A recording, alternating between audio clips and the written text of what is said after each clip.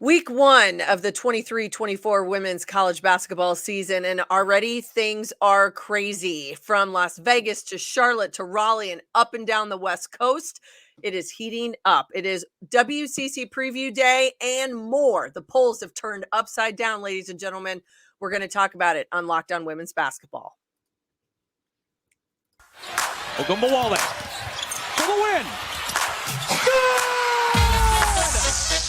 You are Locked On Women's Basketball, your daily podcast on women's basketball.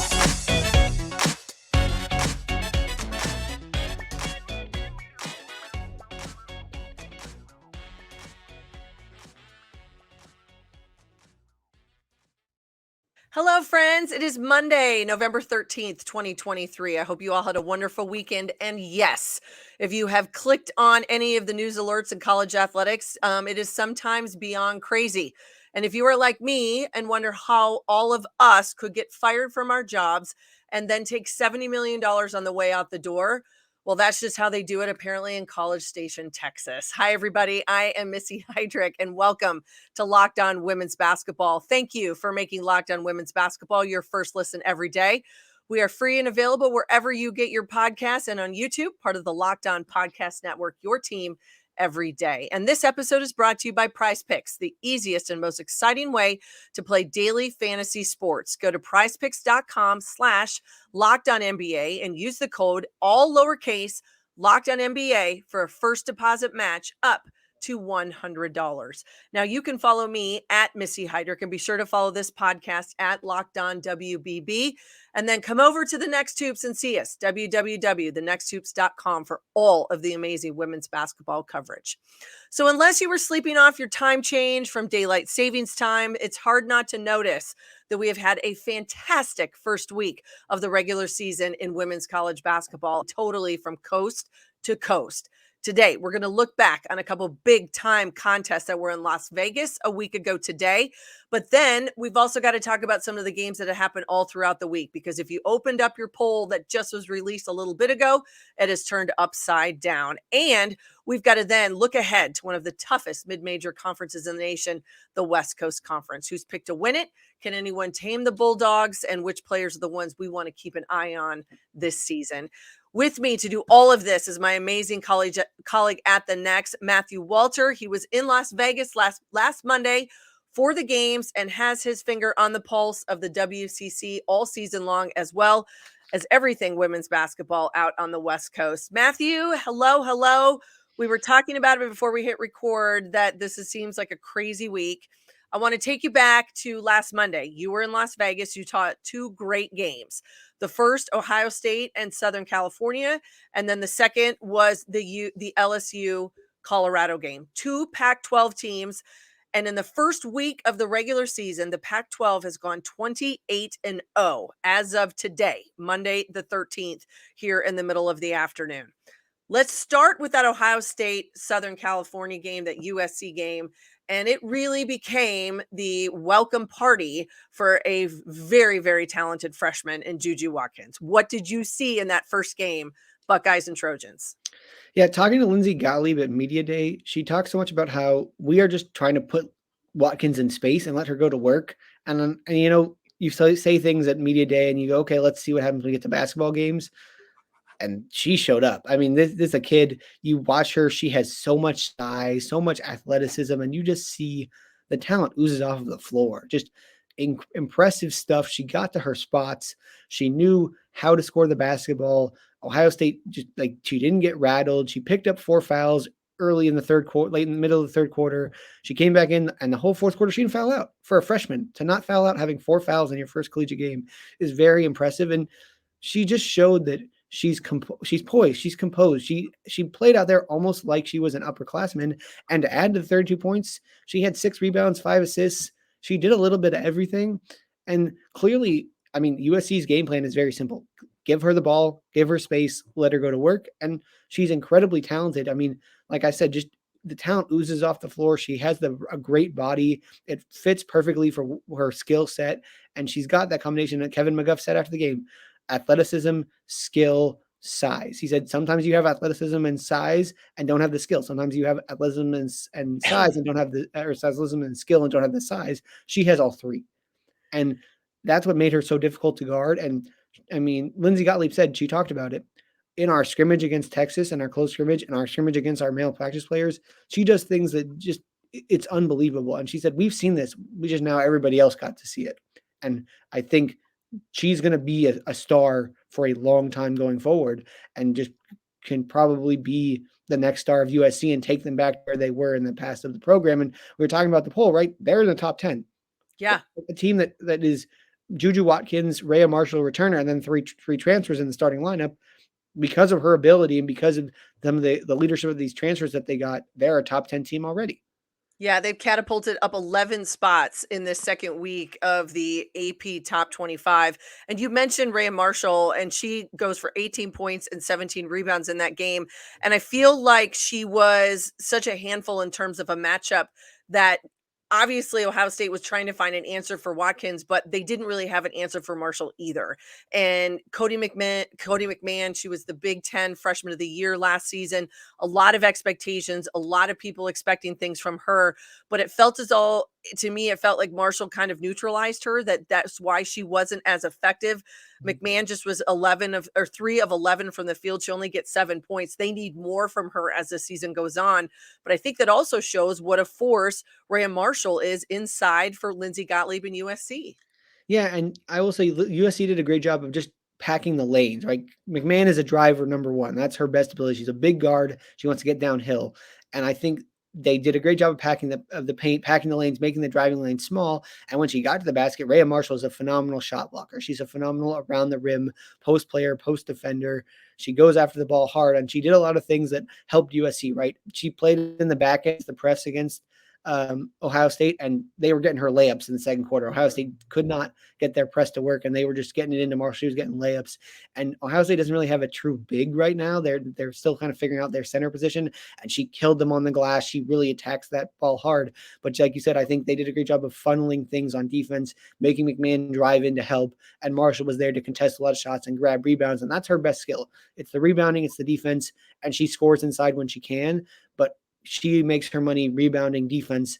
And with the lineup that they have with these 3 Ivy League transfers with Watkins, she's going to really do her role at a really high level, and the scoring will come. And it came in that first game, a lot of it on the back end of Ohio State's press, but she can do a lot of other things, and she really attacks the glass hard and gets a lot of second chance points. Okay, game 2 that you saw in Las Vegas also had a Pac-12 team who then was going up against the reigning national champions. And I have a motto. I always say it. If you want to be the best, you've got to beat the best. And so at that point in time, the number 1 team for me was LSU. Everyone in the poll said the same thing. They came in as the reigning national champions. They sit at number 1. But Colorado, I think, had a very different mindset coming into that ball game. They looked focused. They looked together. This is an incredibly experienced Colorado group. I believe 4 out of their 5 starters from a year ago back for J.R. Payne. What did you see from Colorado?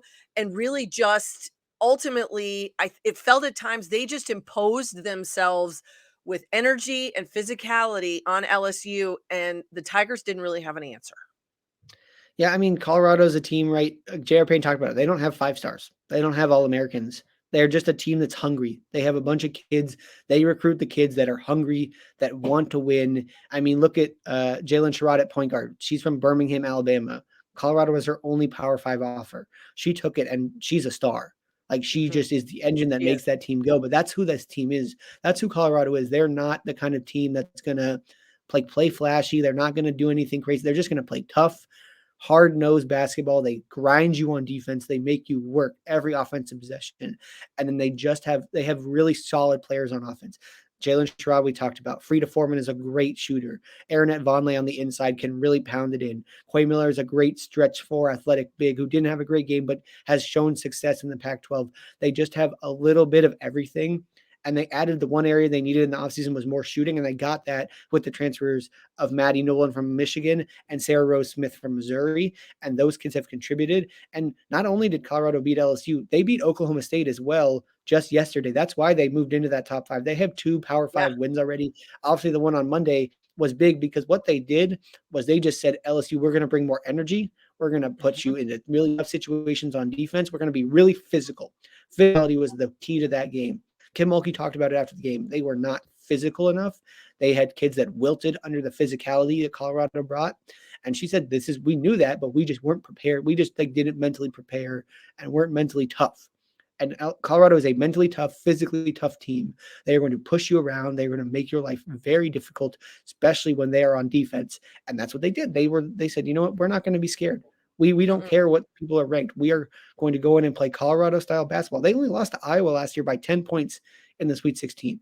Yeah. They claw and they fight and they scrap and they make people's life very difficult. And it starts with Jalen Sherrod. It starts with J.R. Payne, the head coach of the program. Their mindset is physicality, it's toughness, and we're going to beat you up. And that's what they did. Yeah, they've put themselves on the map. There were a lot of people that weren't really sure about Colorado, kind of look around going, why are they in Las Vegas? Why are they playing LSU? And now I think a lot of people have taken notice. And when you talk about physicality, they had 42 of their 92 points came in the paint. They outscored LSU in the paint 28-9 on fast break. I just thought they were quicker. I thought they had, like you said, more energy, they were more physical, and they took it to LSU. The Tigers dropped to 7 in the poll. Colorado moves up to 5. There are 3 Pac-12 teams in that top 5. And actually, you can say there's 4 in the top 6. We're going to talk about some of the other movements when we come back. And we're going to dive into the West Coast Conference because there's a team in the Gonzaga Bulldogs, which I think is going to be a real tough foe for a lot of people throughout the course of this season.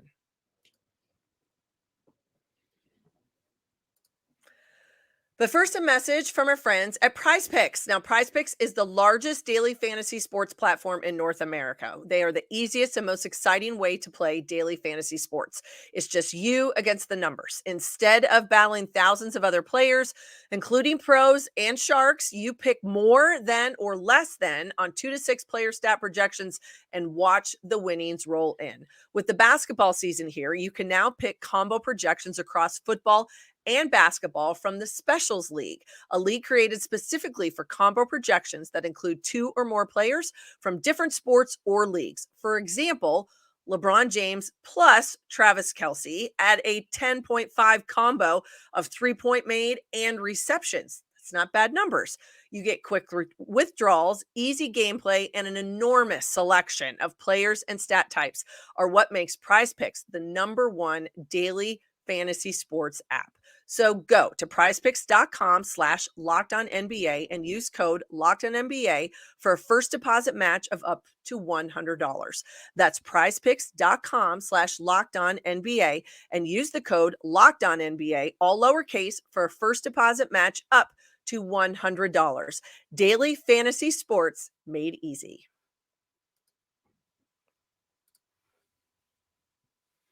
Hi, everybody. I am Missy Heidrick, and thank you for making Locked On Women's Basketball your first listen every day. For our everydayers, tomorrow on the show, Howard Megdal will continue our college basketball coverage in off-season WNBA news and notes as well. All right, I'm here with Matthew Walter. He was in Las Vegas a week ago to see 2 great games, has his pulse on both West Coast basketball and the Pac-12 and in the West Coast Conference. We're going to talk about the WCC in just a moment, Matthew, but this was a week where we kind of said the polls turned upside down. And so there's like so much that happened at the top, even at the bottom, people coming, people going. But I think we have to talk about a few games and just kind of get people on their radar to start thinking about why we're seeing what we're seeing. I think this is a South Carolina team that as of today moves to #1 in the AP poll. Really have no problem with that. Up 5 spots, they're 2-0, because this could be an incredibly talented, even though they're so young, but a very, very talented South Carolina team that Dawn Staley has.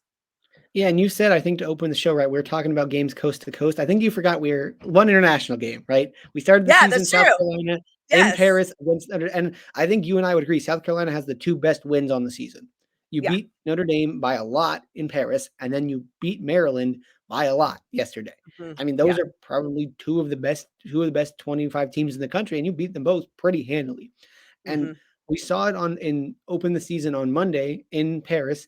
Melissa Fuaili, the freshman guard off the bench for South Carolina, is phenomenal. She's just an amazing. There's a lot of really good freshmen this year. We talked about Juju Watkins, Melissa Fuwiley at South Carolina, Hannah Hidalgo at Notre Dame, Michaela Williams at LSU, all had very good weeks. But Fuwiley just was on another level, especially in that game against Notre Dame. She really put herself on the map. It'll be a very interesting and fun freshman of the year, national freshman of the year race this year. But I mean, you can't talk about the South Carolina team and say they don't have the best 2 wins, especially when, I mean, a lot of people said, what are they going to look like? They lost basically their entire starting 5. It's a brand new team. Cardoso in the middle, Tahina Paopao, the transfer from Oregon, Raven Johnson taking a bigger role. It's a lot of new faces and new bigger roles, and we just didn't know how they'd respond. And they've looked phenomenal in the first 2 games. Cardoso looks like she did her freshman year at Syracuse. She looks unstoppable in the middle. Paopao is bringing them great energy and leadership and knocking down 3 balls, which is something they need to space the floor for people like Cardoso. And it's just a team that looks like they took all the offseason noise about them taking a step back and just used it as fuel through these first 2 games. Well, 2 other games that were intriguing to me that happened. One was yesterday, but then one was Thursday. You back up a little bit. And that was the Iowa-Virginia Tech game, neutral court in Charlotte. Massive crowd, great environment for women's basketball. And Iowa beats Virginia Tech. I'm bullish on Virginia Tech. I will continue to be. I think they have a lot of the pieces of the puzzle. And it's hard to go against Iowa because of Caitlin Clark. But I think some of the question marks were the post players and people that she was used to getting those 10, 12 assists with no longer there. No Monica Sonano, no McKenna Warnock. But this was a different look and a different feel to Iowa with a lot of the same mojo. And that mojo starts with Caitlin Clark. It's going to be really difficult when she's at the head of this kind of Hawkeye monster, not for them to be successful. The other game that was interesting to me that I know is a West Coast one that I'm sure you had your eye on yesterday was the Indiana at Stanford. I was curious as to what this Indiana squad would look like without Grace Berger, and they got punched in the mouth by Stanford early and could not get back on their feet. Tell me what you thought about Stanford yesterday and what you saw out of this group in what was a pretty good first test for them, even at home. Stanford is going to play a different style this year. It's very different. No Haley Jones, no sort of this. She just sort of slowed things down. She was sort of trying to like play with her. They're running this year. You can tell it's up and down the court. Kiki Iriafen has clearly improved to another level where she was clearly not very confident in herself last year. Really couldn't find her footing. She has gotten leaps and bounds better through their first couple of games. And it showed yesterday. I think she had some like 18 point, 17 rebound, double, something ridiculous like that. And obviously we all know what Cameron Brink can do, but the freshmen off the bench have given Stanford a depth that they didn't feel like they had last year because it wasn't a consistent rotation. Agara, Ogden, Chloe Cardi, these freshmen, again, we're talking about a lot of freshmen today, have really stepped up for Stanford. And they are just playing up and down the floor. They want to go and transition. They're running. That's with Kiki in there, with Cameron in there. They got bigs that can run the floor really, really well. Jump and Basanya will just run to the corners. They want to shoot the ball. And LaPole's great at finding people. And then defensively, I mean, Cameron Brink in the middle against Mackenzie Holmes. I like Mackenzie Holmes as a player. I'm an advantage Cameron Brink every single time. She just is such a good, I mean, you saw some of those blocks she had yesterday. Some of them were just emphatic. She got her 300th career block yesterday. And Stanford just looks like a team, again, also that took a lot of the offseason noise of kids transferring away. They lost to Ole Miss in the second round. What's going on at this program? And said, we're Stanford. Like, this is what we do. And we're going to go out there and we're going to be this team that people aren't ready for. People aren't ready for who we are. And I think they went out and showed that yesterday, that they are a kind of team that, they want to play this up and down style. They want to be taking last year and learning from it and letting it go. They're going to be a different team this year. And I think that is what they showed yesterday against Indiana. Well, they entered the polls this week in week 2 of the AP at number 6, up 9 spots. They were the reason why the Pac-12 28-0 in the first week of the regular season. Okay, let's flip our switch. Stay there on the West Coast. You spent a lot of time looking at the West Coast Conference, the WCC.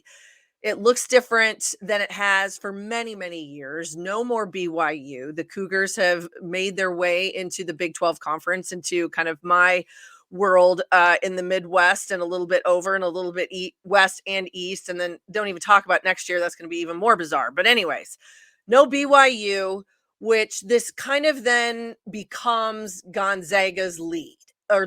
And I think that they rightly so kind of become the truly hunted at the top of what people are going to look for. You and I talked about Gonzaga a while back, and then the numbers speak for themselves. Over 90% of their points returning this year, almost 89 to 90% of their rebounding back. Their starters are back, high level talent. But this is not an easy schedule for Gonzaga either. And I think that's probably set up for a reason in wanting to give themselves and understand what that net ranking is going to look like later in the year. But talk a little bit about Gonzaga, what you see from the Bulldogs, and what the season could look like for them. Yeah, I mean, you talked about that very difficult schedule, right? They already have taken a loss, but that's because they went on the road and they played Washington State and they went to overtime. So, Yeah. I mean, this is an incredibly talented team. There is talent up and down the roster. And you talked about that schedule, right? She put together a very difficult schedule. They have to play Alabama, they play Louisville, they play Stanford, they play Cal, they play South Dakota State, they play Arizona, they already played Washington State, and they already played Toledo. All of those teams were tournament teams or a Power 5 team. Yeah. So she put together the schedule because she knows, at least the 48 knows, when they get to conference play, you're right. It's not the quality of teams that some of these Power 5 teams have. Mm-hmm. But she has the roster this year and the talent that is like a Power 5 team. I mean, they competed with Washington State, who's probably a top 6 Pac-12 team, top 7 Pac-12 team. Yeah. And they only lost in overtime on the road. Yeah. And they had chances to win the game. And they had two of their better players foul out in the fourth quarter. And their best player fouled out in fourth quarter, and their second best player fouled out in overtime. Yeah. So they're a talented, very, very talented team from top to bottom. They have 4 players on the mid-major player of the year watch. 4 players. Yeah. That's basically their entire starting 5 is on the mid-major player of the year watch list. Yeah. Kaylin and Kaylee Trong, their starting point guards, incredibly talented. Kaylee missed a lot last year with an injury. Kaylin was conference player of the year. Mm-hmm. Brenda Maxwell, the transfer from Utah, can shoot the lights out of the basketball like nobody can ever see. She got like 40+% from three last year, 90% from the free throw line. And who I think is their best player is Yvonne Ejim inside, super athletic big, can stretch out to the 15-foot range, really great defender, incredibly tough rebounder. Oh, and by the way, she played on this Canadian senior national team over the summer, which is not an easy team to play on. There's a lot of good players who play on that, and she got consistent minutes. Yeah. She is a star. This team is full of stars. They basically, those 4 I just named led the WCC preseason all-conference poll, and they were every team that could vote for them first place, put them in first place. And they are far and beyond the number 1 team in this league.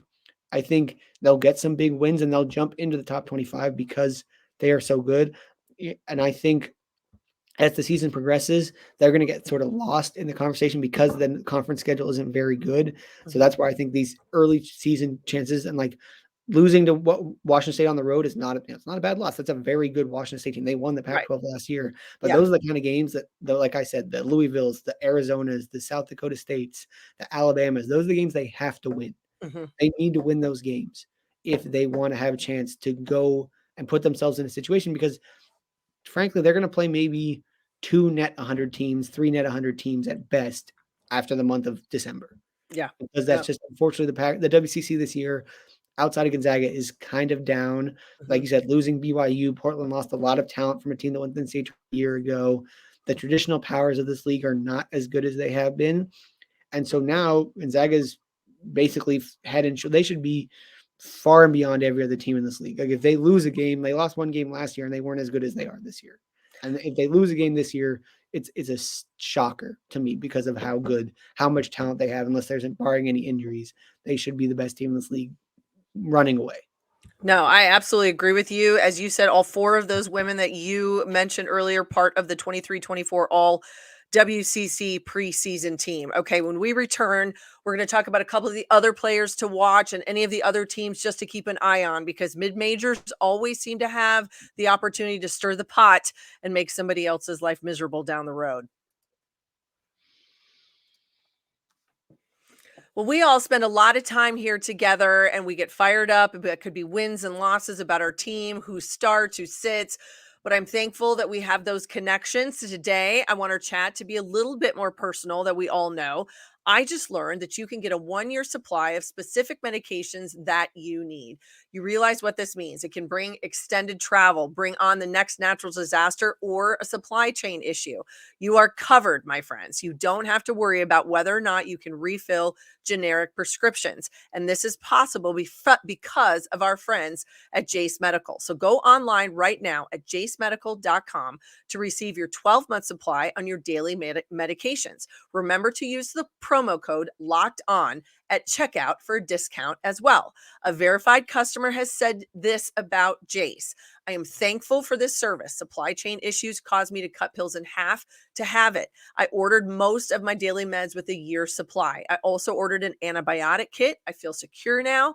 Prices are lower than local pharmacies, and I highly recommend this for anyone. So if you or someone you love would like to get some peace of mind by having a year's supply of any daily med, go to jacemedical.com to see if it's offered for you. And remember to use the promo code Locked On, all capital letters, for $20 off your purchase. Hi, everybody. Missy Heidrick, and back here on Locked On Women's Basketball, and I am joined by Matthew Walter. We were talking about the Gonzaga Bulldogs, picked to win the WCC yet again, with so much returning. In second is Portland. Now, we have to keep in mind, this is a Portland team, Matthew. They went and won that last year's WCC postseason tournament. Got themselves the automatic bid into the NCAA. Were part of the big dance conversation. They not as much returning this year as you said. They lost a lot to graduation in the transfer portal. Under 50% of both their scoring and their rebounding returning from a year ago. But what about Portland strikes you? I know that they've got 2 players on the preseason all WCC team. Do they have the ability to stay competitive with Gonzaga as this season progresses when we get into conference play? The answer to that question depends on some development of some players. So they lost 2 of their not just all conference, but the all best players in program history, Alex Fowler and Haley Andrews, 1 post, 1 point guard. Alex Fowler, I think, was like one of the all-time leading scorer at Portland. Haley Andrews, if she not missed some time to injury, would have been the all-time leading assist player at Portland. 2 of the best to ever do it in a pilot uniform. They're gone. This is a program like we talked about. They went to the tournament last year. They would have gone to the tournament the COVID year if it hadn't been canceled, and has really made a turnaround since Michael Meek became the coach right before that COVID season. And now he's going to have to do it for the first time without these 2. Mm-hmm. So the question then becomes, well, who will step up? They have a couple of players, like you said, on the all-conference team. Maisie Burnham, in my mind, a former transfer to the program, I think from Eastern Washington, has been very successful. I think she can take another step forward. They had a transfer from San Francisco who was a second-team all-conference performer in Kennedy Dickey, one of the better rebounders in the league. And they had another girl who transferred from Long Beach State off the bench who can score a little bit. But really, it's going to be, can they just keep developing and keep working in the system that Michael Meek has built? They make their money playing press defense. They throw zone at you. They're just trying to confuse you, give you different looks. They won their opener. They lost yesterday by 20 points at home to Villanova.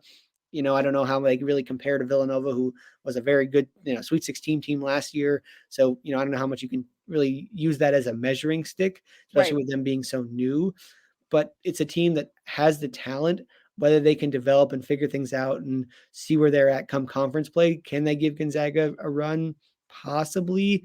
But like we said, that's a really good Gonzaga team and a Portland team that lost a lot of talent. And if you're asking me, that's not really the team that I would say is most likely to give Gonzaga a challenge. No, I think that you're right. And when you look at this preseason team, the 23-24 all West Coast Conference preseason team, every player on there is a senior other than Tess Heel, who is a sophomore guard from Santa Clara. Every other player is a senior. So this is a very experienced league, but yet, as we know in the world of mid-majors, there's a thin line, a thin margin of error, that there's only so far you can go. Everyone's kind of putting it in the non-con conference, trying to peak at the right time for your postseason tournament so that you can get that automatic bid, which is what Portland was able to do a year ago. Gonzaga still gets themselves in the tournament with an at-large.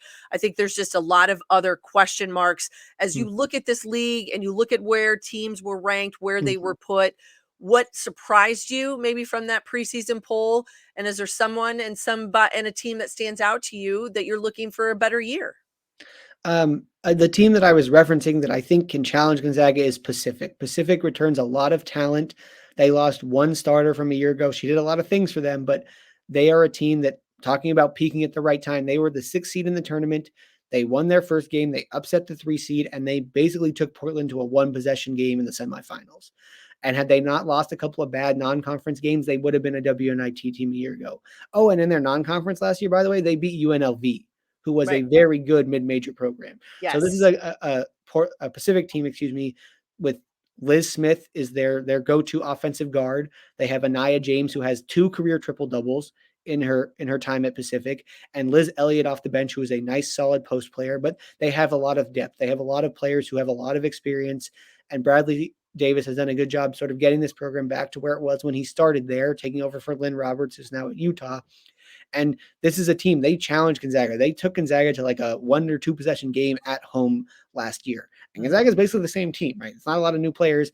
Pacific's a lot of the same team too. And I think if you were to ask Lisa Fortier, anonymously who she's more concerned about, I think the answer might be Pacific, just because of the talent that they have. And they have some good depth, and they can do some different things and throw some different looks at you with their style. But that's a team I truly think can challenge. Not only, they can be the second best. They were picked third, tied for third. I think they are probably going to be the team that's most likely to challenge Gonzaga, in my opinion, just based off of the talent they have returning. And talking to them at Media Day, their players, they don't care where they're ranked. Their goals are the same. They were upset that they didn't beat Portland and get a chance to play to go to the NCAA tournament.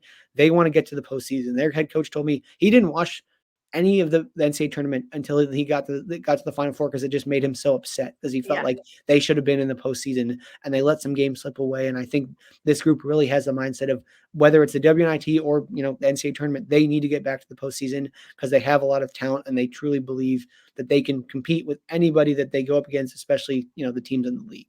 Yeah, that's a motivator. And also a big motivator is that the West Coast Conference tournament is played in Las Vegas. So an opportunity to get yourself, you were there just a week ago, be back there in March, because that's where the postseason tournament is. And there's 9 teams in this league. You've got Pacific and Santa Clara. They're tied at that 3rd spot in the preseason poll with points. Then it was San Diego, St. Mary, San Francisco, Pepperdine, and LMU. But I think the team to beat is the Gonzaga Bulldogs. And if you were, that might be, as we talk here today, I feel like the West Coast Conference final regular season standings might be the most predictable thing we've talked about today. And if you were going to look at this poll that I printed off, which just came live, week 2 of the, here it is, week 2 of the AP poll, that's probably the most volatile thing that we've got going on right now. And it won't look anything like that next week, because there's way too much who going knows? on. It seems like every game there's something new, right? Every week, every day, there's a different game with a different outcome, and everybody's in a sort of, it's always what happens at the beginning of the year, right? You're still figuring your team out. The non-conference is there to get yourself ready, because the conference play is what's most important. And some teams are making statements in the non-conference that, hey, rest of the conference needs to be ready. We're ready to go. And some teams are like, oh, we still got things to figure out. And that's what the non-conference is for. And these are the games, these wins can mean a lot when it comes to seeding, when it comes to where you're going to play your Sweet 16 Elite 8 games, and who gets the host and who doesn't. Yes. And for all of those, if you want to go and you want to look at projections of even what a seed line would look like, they're out there now. I would tell you, proceed with caution, because it will not look anything like that come March. So just be careful and don't let it get you fired up, because it's just not good to be able to get that fired up in the middle of November. We talk about taking things with a grain of salt. Take it with a big grain of salt. Yes. Amen. Dramatically between now and tomorrow and next month and next week and next year. Yes, because I'm telling you, you'll wake up tomorrow, it will look totally different than what it said today. And it will look nothing like that in March. We can guarantee, that's the one thing we can guarantee. All right, Matthew Walter, thank you, my friend. Where does everybody find you, sir? All my work is at thenexthoops.com, and you can find me on Twitter, formerly Twitter, now called X, at Matthew Walter 96. Well, thank you again. And to everybody, thank you so much for listening and for watching today. You can find me at Missy Heidrick on X, formerly known as Twitter. And as Matthew said, go see he and all of my amazing colleagues at The Next, www.thenexthoops.com. You can follow this podcast at Locked On WBB.